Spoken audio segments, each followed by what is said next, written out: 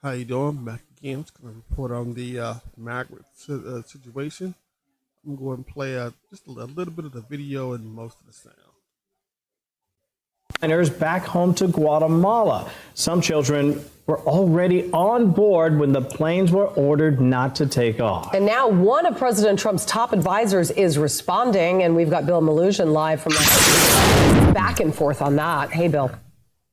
Yeah, Julie, good morning to you. So those unaccompanied Guatemalan migrant children were potentially just hours away from being deported yesterday. Some of them were literally sitting on the tarmac in Texas when an emergency order came down from a federal judge blocking those flights from taking off. Now, that order came down from federal judge Sparkle Suknanan in Washington, D.C. She's a Biden appointee. This is after attorneys and advocates representing the Guatemalan children argued that the Trump administration was violating U.S. laws and potentially sending the children to peril in their home countries without giving them due process. Now, the Trump administration countered that it's reuniting the children with their parents or guardians in Guatemala who sought their return, with a DOJ lawyer describing it as, quote, outrageous that the plaintiffs are trying to, quote, interfere with reunifications. Now, before issuing her order blocking the flights to Guatemala, Judge Suknanan said in part, quote, I have the government attempting to remove minor children from the country in the wee hours of the morning on a holiday weekend, which is surprising, but here we are. I have conflicting narratives from both sides here. Wow. This is bad. Very bad. White House Deputy Chief of Staff Stephen Miller slammed the judge, posting on X in part, quote, the Biden judge is effectively kidnapping these migrant children and refusing to let them return home to their parents in their home country. Now, these children have been in the care of HHS's Office of Refugee Resettlement, with an official there saying the children should be removed. Children should be reunited with their parents. If their parents are in another country and there's no credible fear claim, then those children should be repatriated, reunited with their parents in their country of origin. Now, we're talking about roughly 600 Guatemalan children here. They came to the U.S. illegally and unaccompanied, largely via human smugglers. Judge Suknanan's order right now blocks DHS from removing the children while the legal fight plays out over the coming weeks. We'll send it back to you.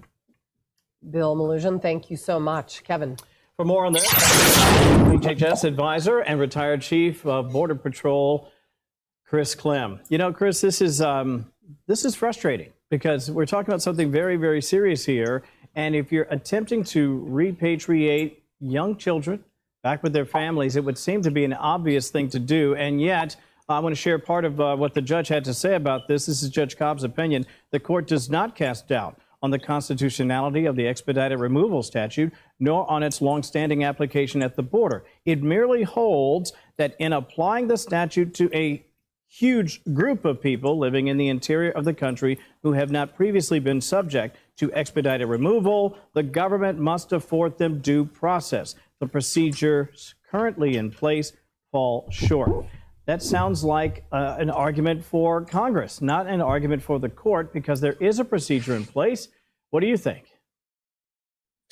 Well, first of all, good Labor Day morning to you both up there. But, look, this deportation halt with the Guatemalan children, this is something that began with my team when I was up at HHS earlier this spring. This was a coordinated effort with heads of state from the country of Guatemala, embassies, consul officers. We had this all planned out to see this halted. And just like Stephen said, and even like John said in that clip, this is a reunification. This is what Guatemala wanted.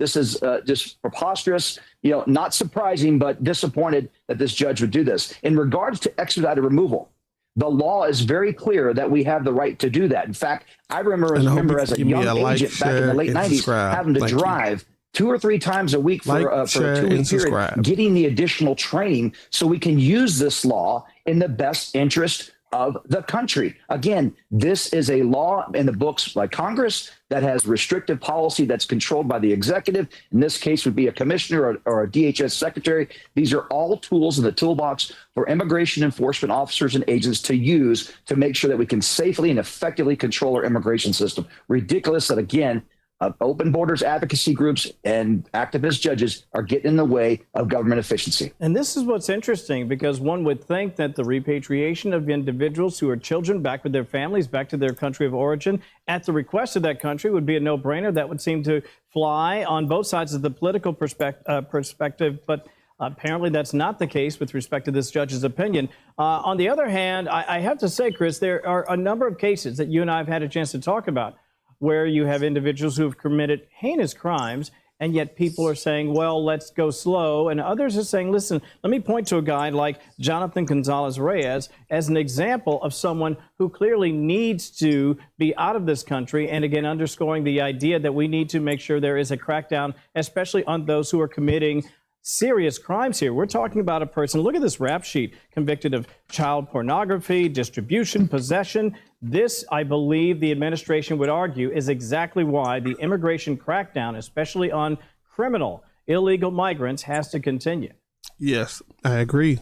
It should. Look, this is what the president talked about when there's bad hombres. Look, not everybody that comes into this to the country, whether they cross illegally or not, are bad people. But we cannot run the risk by allowing people like this gentleman, I shouldn't say gentleman, this thug, to actually be in the country. This is ridiculous. This is exactly, Kevin, you're exactly right. This is why this administration is prioritizing immigration enforcement and accountability so we can get these people. Everyone that come into custody are taken into custody, and that is part of due process. So we can go through their immigration history, go through their criminal record, and give them the consequences they absolutely are required to enforce the law. This is why people have to be arrested. It's the first step in their due process. And cities like Chicago and others continue to be recalcitrant in this effort when the administration has been clear the primary focus is removing criminal illegal aliens from the country, and that would not only seem to be lawful, but obviously enhance the safety and security of Americans across the country. Chris, great to have you in. We appreciate your time on a holiday weekend. Have a good one. You do the same. Thank you very much. Thank you. Hey, it's Will Kane. Click here. Thank you. Appreciate you.